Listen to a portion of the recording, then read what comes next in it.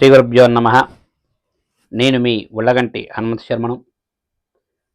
మరి ఈ యొక్క మార్చి నెలలో మేషరాశి నుంచి మరి మీనరాశి వారి వరకు మరి వారికి ఏ విధంగా ఉందో తెలుసుకుందామండి. ముందుగా మనం మేషరాశికి వెళ్తున్నామండి. మేషరాశి వారికి ఈ యొక్క మరి మార్చి నెల మరి ప్రథమార్థం అంతా కూడా చాలా బాగుంటుంది. వీరు అనుకున్న విధంగా కూడా కొన్ని పనులైతే పూర్తి చేస్తారు. భార్యాభర్తల మధ్య మంచి సఖ్యత ఉంటుంది. బంధువర్గం వారి దగ్గర నుంచి కూడా సహాయ సహకారాలు చాలా బాగుంటాయి. మిత్రుల వల్ల కొన్ని పనులు ఇదివరకైతే ఏవైనా పనులు ఆగిపోయి ఉంటే ఆ పనులు కూడా పూర్తి అయ్యే అవకాశాలు చాలా ఎక్కువగా కనిపిస్తున్నాయి. ఇక అదేవిధంగా సంఘంలో ఉన్న పెద్దవారితో పరిచయాల వల్ల వీరికి కొంచెం కొన్ని పనులు అయితే పూర్తవుతాయి. అదేవిధంగా పూర్వం ఏదైనా సరే కోర్టు వ్యవహారాలు కానీ ఏవైనా ఉంటే తప్పక అవి మీకు అనుకూలంగా తీర్పు వచ్చే అవకాశాలు చాలా పుష్కలంగా ఉన్నాయండి. ఇక ప్రథమార్థంలో చాలా బాగుంటుంది. ద్వితీయార్థంలో వచ్చేటికి కొన్ని చిన్న చిన్న ఇబ్బందులు వచ్చే అవకాశాలు ఉన్నాయి కాబట్టి తగు జాగ్రత్తగా ఉండండి. మాట పెరిగి బంధువర్గంతో కానీ లేదా స్నేహితుల మధ్య చిన్న చిన్న గొడవలు వచ్చే అవకాశాలు ఎక్కువగా ఉన్నాయి కాబట్టి ఈ యొక్క నెల ద్వితీయార్థంలో కొంచెం జాగ్రత్తగా ఉంటే చాలా మంచిది. ఇక అనుకున్న విధంగా కూడా ఆదాయం చాలా బాగుంటుంది. ఈ నెలంతా కూడా ఖర్చు కూడా మితంగానే పెడతారు. తీర్థయాత్రలు అదేవిధంగా సుదూర ప్రయాణాలు చేస్తారు. దానివల్ల అలసట, అదేవిధంగా కొన్ని చిన్న చిన్న ఇబ్బందులు వచ్చే అవకాశాలు కనిపిస్తున్నాయి. అదేవిధంగా ప్రయాణ సమయాల్లో తగు జాగ్రత్తలు తీసుకుంటే చాలా మంచిది. ఇక మేషరాశిలో ఉన్నటువంటి ఈ యొక్క వ్యాపారస్తులందరికీ కూడా ఈ నెలంతా కూడా అనుకూలంగా ఉందనే చెప్పాలి. ప్రథమార్థంలో బాగా లాభాన్ని ఆర్జిస్తారు. ద్వితీయార్థానికి వచ్చేటికి కొంచెం లాభం అనేది తగ్గుతుంది. కానీ మొత్తంగా చెప్పాలి అంటే ఈ నెల ఈ యొక్క వ్యాపారస్తులందరికీ కూడా చాలా బాగుంటుందండి. ఇక అదేవిధంగా ప్రైవేట్ సంస్థల్లో పనిచేస్తున్నటువంటి ఉద్యోగస్తులకు ఎవరైతే మేషరాశిలో ఉన్నారో వారందరికీ కూడా ఈ నెలంతా కూడా అనుకూలంగా ఉందని చెప్పాలి.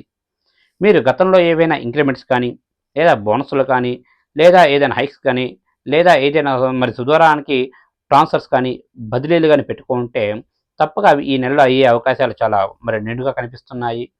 మీ యొక్క పై అధికారులు మీరు కొంచెం గట్టిగా కలగజేసుకొని తప్పక వారితో ఈ విషయాన్ని చర్చిస్తే తప్పక మీరు అనుకున్న పనులు కూడా అన్నీ కూడా పూర్తవుతాయండి. ఇక ఎవరైతే విద్యార్థులు ఉన్నారో పరీక్షలు రాస్తున్న విద్యార్థులందరికీ కూడా ఈ నెలంతా కూడా అనుకూలంగా ఉంటుంది.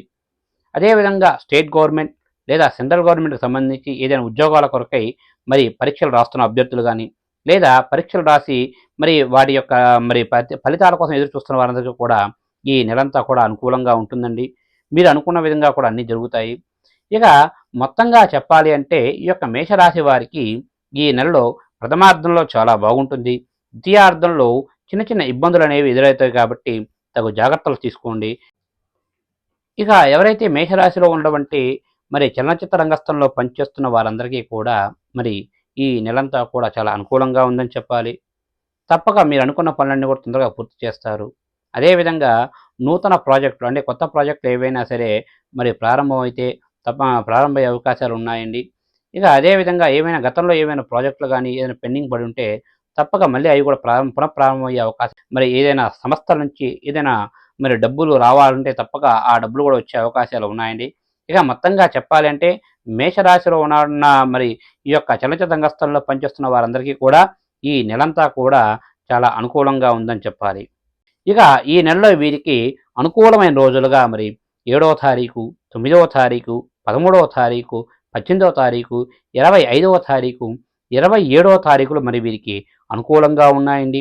ఇక ప్రతికూలమైన రోజులుగా వీరికి ఈ నెలలో 3వ తారీఖు, 5వ తారీఖు, 11వ తారీఖు, 16వ తారీఖు, 20వ తారీఖు, 22వ తారీఖు 30వ తారీఖులు వీరికి ప్రతికూలంగా ఉన్నాయి.